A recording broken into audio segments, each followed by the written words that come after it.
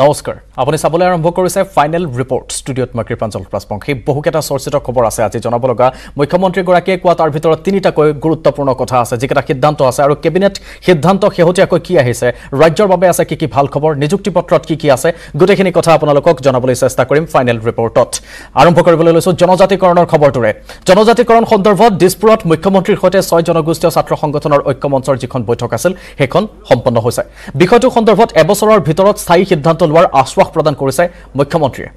ত্ৰিপাক্ষিক বৈঠকৰ প্ৰস্তাৱ দিছে সংগঠন কেইটাই জনজাতিকৰণ প্ৰসংগত 6 জনগোষ্ঠীয় নেতৃত্বৰ পৰা মতামত বিচাৰিছে চৰকাৰে জনজাতিৰ মৰ্যাদাপ্ৰাপ্ত সংগঠনসমূহৰ সৈতে জনগোষ্ঠীয় সংগঠনসমূহৰ বৈঠকৰ আহ্বানো জনাইছে চৰকাৰে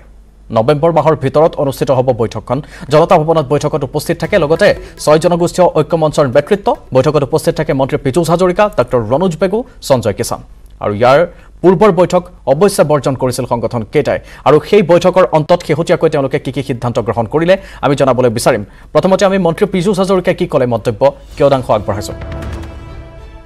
অক্টোবৰ মাহৰ শেষ সপ্তাহ বা নৱেম্বৰ মাহৰ প্ৰথম সপ্তাহত আমি আলোচনা কৰিবলৈকে আজি এতে সিদ্ধান্ত লোৱা হৈছে কিন্তু আমি নিশ্চয়কৈ বৰ্তমানৰ যিসকল ট্ৰাইবেল তেখেতলোকৰ সংগঠন আছে তেখেতলোকৰ লগতো যোগাযোগ কৰিম মুঠৰ ওপৰত ক'ব পাৰি যে আলোচনা সৌহাৰ্দ্যপূৰ্ণ আছিলে আমি তেখেতলোকক অহাকালি যি বন্ধৰ কাৰ্যসূচী দিছে সেই বন্ধৰ কাৰ্যসূচী উঠাই ল'বলৈ অনুৰোধ কৰিছোঁ মুখ্যমন্ত্ৰী ডাঙৰীয়াও আহ্বান জনাইছে আৰু পৰৱৰ্তী সময়তো যাতে আন্দোলন নকৰি সৌহাৰ্দ্যপূৰ্ণভাৱে আলোচনাৰ মাধ্যমেৰে সমস্যাখিনি সমাধান কৰিব পাৰোঁ তাৰ কাৰণে আমাৰ ফালৰ পৰা অনুৰোধ কৰিছোঁ তেখেতলোকেও আমাক এই ক্ষেত্ৰত সহযোগিতা আগবঢ়াম বুলি কথা দিছে 40% সমস্যা সমাধান হৈ আছে কিন্তু এনেকুৱাও দৃঢ়গ্ৰস্ততা আছে 40%নো কিয় একেলগে হ'ব লাগে তাৰ কাৰণেহে কিছু আলোচনাৰ প্ৰয়োজন আছে এই আলোচনাখিনি নিশ্চয়কৈ অতি সোনকালে আৰু টাইম টু টাইম কৰা হ'ব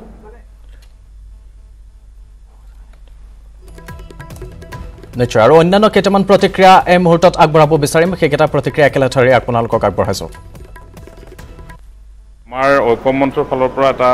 বিষয় অকণমান জনাব লগা আছে তাৰপিছতে 6 মাহৰ পৰা 1 বছৰৰ ভিতৰত গোটেই জনজাতিকৰণৰ প্ৰক্ৰিয়াটো শেষ কৰিম বুলি মুখ্যমন্ত্ৰী মহোদয়ে আজি জনাইছে আমাৰ মাজত কোনো ধৰণৰ বিভাজন নোহোৱাকৈ ঐক্যবদ্ধভাৱে জনজাতিকৰণৰ গোটেই প্ৰক্ৰিয়াটো আগবঢ়াই লৈ যাবৰ কাৰণে আমাৰ ফালৰ পৰা কিবা এটা বিচাৰিছে উল্লেখযোগ্য আৰু সেয়া হৈছিলে প্ৰতিক্ৰিয়া তাৰ পাছত এই সন্দৰ্ভত কিছু পৰিমাণে আক্ৰাসুৱে কি ধৰণে মন্তব্য আগবঢ়াইছে তেওঁলোকে এই মুহূৰ্তত কিছু নাৰাজ নেকি বা খেদ আছে নেকি তেওঁলোকৰ শুনাম ভাষ্য তেওঁ চৰকাৰৰ ফালৰ পৰা যিখিনি কথা হেৰি হৈছে আমি অকণমান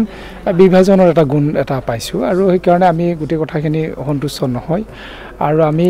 নতুনকৈ বিবেচনা বিষয়বস্তুবিলাক আমি চিন্তা কৰিবৰ হ'ল সংবিধান সংশোধন কৰি বঢ়োৱাৰ কথা কৈছোঁ STৰ ৰিজাৰ্ভৰ ব্যৱস্থাটো আমি বঢ়োৱাৰ কথা কৈছোঁ আৰু তেওঁলোকৰ ক্ষতি হ'ব পৰা আমি কোনো কথা কৰা নাই ইয়াৰ পৰা ওলাই গৈ আমি ঐক্যমঞ্চৰ কাৰ্যনিৰ্বাহক বহিব লাগিব বহাৰ পিছত আমি সিদ্ধান্ত ল'ম কিন্তু আমি কোচৰাজবংশী ছাত্ৰ সন্থা কোচৰাজবংশী ৰাইজ সন্তুষ্ট নহয় জনজাতিকৰণ আজি আলোচনাৰ পিছতে ওলাই যাব তেনেকুৱা কথা নহয় কিন্তু তেখেতসকলৰ তৰফৰ পৰা যিখিনি কৰিব আছে প্ৰকৃততে যে কৰি আছে আৰু যে